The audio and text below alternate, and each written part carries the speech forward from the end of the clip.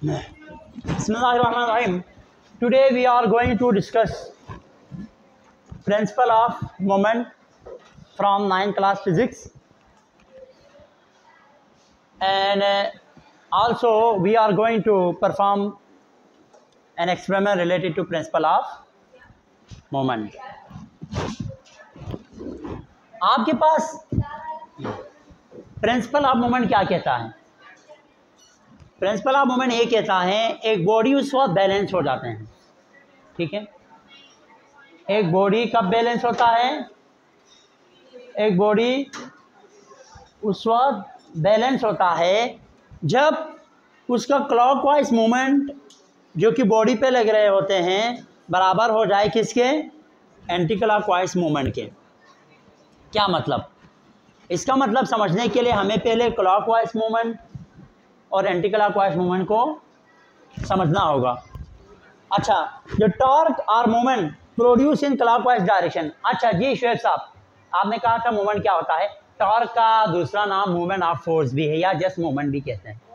Torque का दूसरा नाम, टॉर्क का दूसरा नाम क्या है?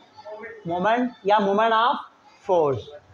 मूवमेंट आम अलग है, ये बात ध्यान में रखें। मूवमेंट आम अलग है, ये मैं जो हमारी कल की क्लास थी ना उसमें मैं डिस्कस कर चुका हूँ, ठीक है, उसमें आप नहीं करें।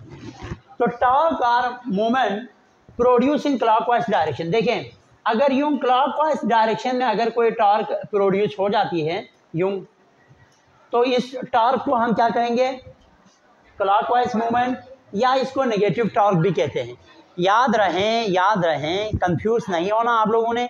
यहाँ पे थोड़ा मामले में यहाँ पे तजाद पाया जाता है। मामले के अंदर क्या पाया जाता है? तजाद, यानी एक अपोजिट। किस सेंस में? नेगेटिव टॉर्क, यानी अगर क्लॉकवाइज मूवमेंट हो जाए तो उसको हम नेगेटिव टॉर्क बोलेंगे। हालांकि क्लॉकवाइज पॉजिटिव होना चाहिए था, लेकिन ऐसा नहीं है। क्लॉकवाइज अगर इस तरीके से, यानी जो आपके पास वॉच है ना, वॉच के अंदर जो सीवी लगी हुई होती है जो हमें टाइम का बताता है, उसकी डायरेक्शन ये यूँ होती है ना, इस तरह। बिल्कुल उसी की डायरेक्शन में अगर कोई टॉर्क प्रोड्यूस हो जाए, जैसे मैं आपको यहाँ पे एग्जांपल देने की कोशिश करूँ।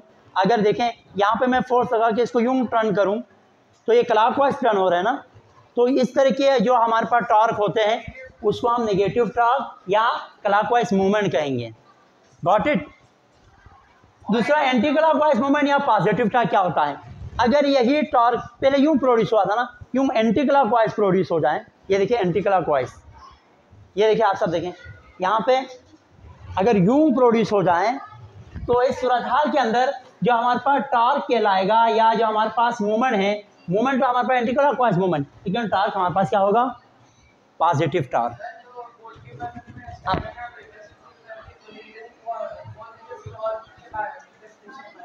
हाँ, पॉजिटिव टॉर्क की डेफिनेशन बिल्कुल ऐसा ही आपसे पूछ सकते हैं।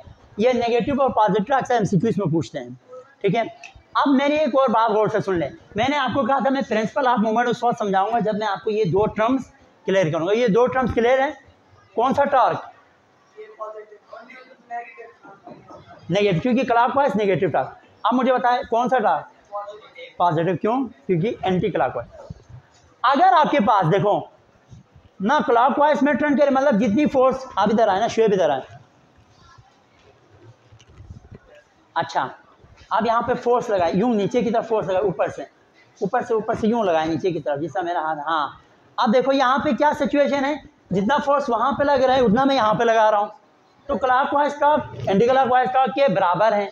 यानी जितना वहाँ पे फोर्स लग रही है उतना यहाँ पर भी फोर्स लग रही है, जिस वजह से ये बॉडी बैलेंस कंडीशन में है। अगर ज़रा सी भी मैं फोर्स कम करूँ ना, ये एक साइड पे चला जाएगा। थैंक यू, बैठ जाए। अब यहाँ पे देखिए, इसी को बोलते हैं प्रिंसिपल ऑफ मूवमेंट। अगर आपके पास क्लॉकवाइज मूवमेंट जो कि इस बॉडी पे लग रही थी वो बराबर हो जाए एंटी क्लॉकवाइज की, तो वो बॉडी बैलेंस कंडीशन में आता है। बॉडी किस में आता है? बैलेंस कंडीशन में। अगर आप ध्यान यहाँ पे रखें ना समझाते हुए, तो कभी आपकी ये शिकायत नहीं होती मुझे फिजिक्स और मैथ समझ में नहीं आती।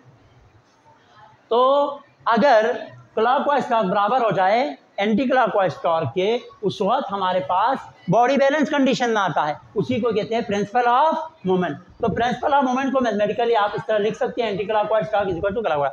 अब इसको मजीद परफॉर्म हम लैब में जाके करेंगे। सो आप सब लैब कोट पहनिएगा, जो भी चीज़ें हैं ठीक है तैयार हो जाइए।